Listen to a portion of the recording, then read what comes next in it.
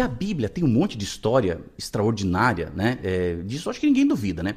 E aqui tem uma das minhas preferidas. Eu gosto de várias, mas essa aqui eu acho extraordinária, tá? Eu só vou fazer um resumo nesse vídeo aqui. E se você quiser ler a história toda, você pode ir lá em Gênesis, no capítulo 21, do verso 14 ao 19, tá? Vamos lá. É o seguinte, Abraão, ele tinha uma promessa de uma grande descendência, tá?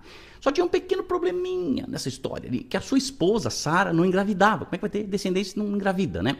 E a idade ia passando e tal, daqui a pouco ela chega para o Abraão e fala assim, Abraão, pega a nossa serva egípcia, Agar, e tenha um filho com ela. Abraão deve ter achado aquilo meio estranho, né? Tipo, como não se discute com as esposas, né? Ele foi lá e teve um filho ali com a serva, né? Que safadinho. O menino chamava-se Ismael. Aí ele nasceu e aquela coisa toda, tudo indo muito bem, até que, adivinha, né? Sara engravidou. A Bíblia diz que ela tinha 90 anos e o Abraão tinha 100.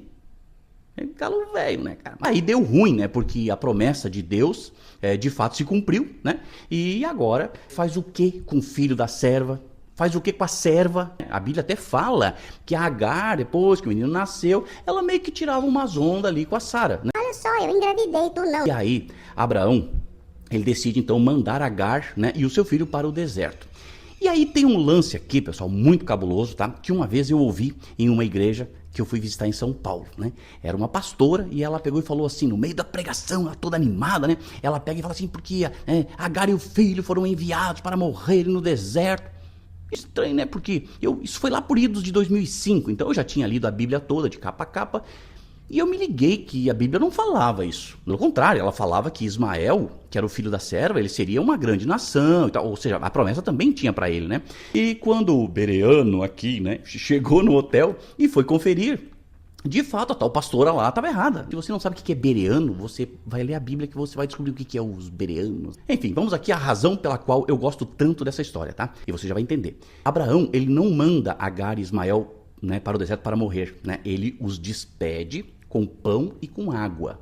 E eu acho, provavelmente, que ele calculou o suficiente para chegarem até um ponto onde haveria mais recursos, enfim. Então, assim, Abraão não queria a morte deles, ele queria a sobrevivência, ele queria que seguisse um novo caminho, enfim. Só que no meio da caminhada, os suprimentos acabam.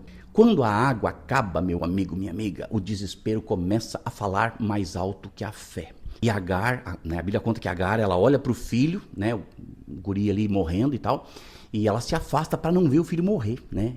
Isso é muito forte porque às vezes a dor, né, é tão intensa que a gente se afasta, né? Não porque não ama ou porque não gosta, enfim, não, é porque não suporta ver o sofrimento. E é aqui que a narrativa começa a mudar. Enquanto Agar se desespera, tá?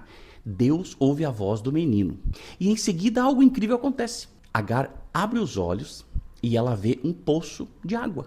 E o texto não diz que Deus criou o poço. Ele diz que Deus mostrou o poço, o anjo mostrou o poço. Ou seja, a água sempre esteve ali. O recurso sempre esteve ali. O problema não era a ausência de água, era a incapacidade de ver a provisão no meio daquele caos ali que eles estavam vivendo, né?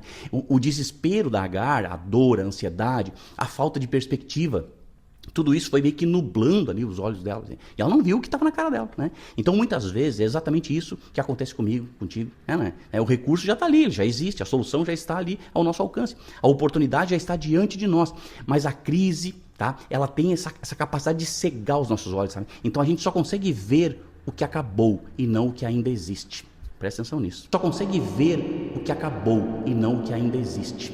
Abraão era um cara experiente, pô, né? Abraão, ele conhecia o deserto. Então ele provavelmente calculou, eu imagino, né, que ele calculou a quantidade de suprimentos ali para que durasse até chegar perto de um lugar onde teria recurso, né? Ou seja, o plano de Abraão e o plano de Deus não eram de destruição, mas de transição. O problema não foi a falta de provisão, mas o desespero que fez Agar parar talvez antes da hora, né? Já pensou nisso? Isso fala muito, pessoal, assim, sobre as nossas vidas, tá? Quantas vezes a gente desiste no penúltimo passo? Né?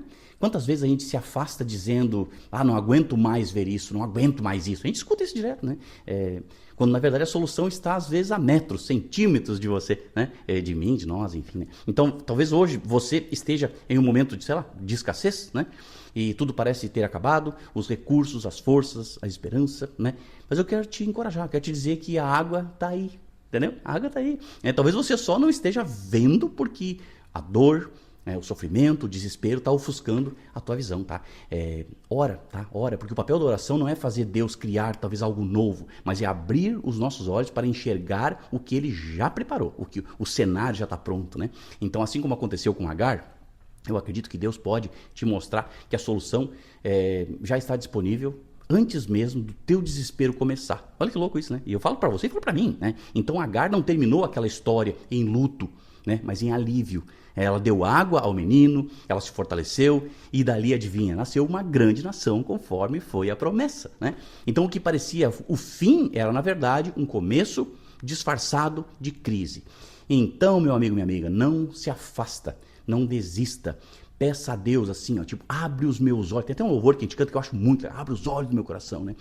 Porque talvez o poço que vai te dessedentar está aí, né? Bem na sua frente, no seu lado, né? Tá ali, tá pertinho de você, só esperando você abrir os olhos. Enfim, eu acho que esse vídeo aqui não tem muito a ver com farmácia, com coach, com não sei o que, né? Mas eu senti no coração de compartilhar com vocês. E se vocês sentirem que isso faz sentido, sentir que faz sentido e coisa e tal, compartilha aí.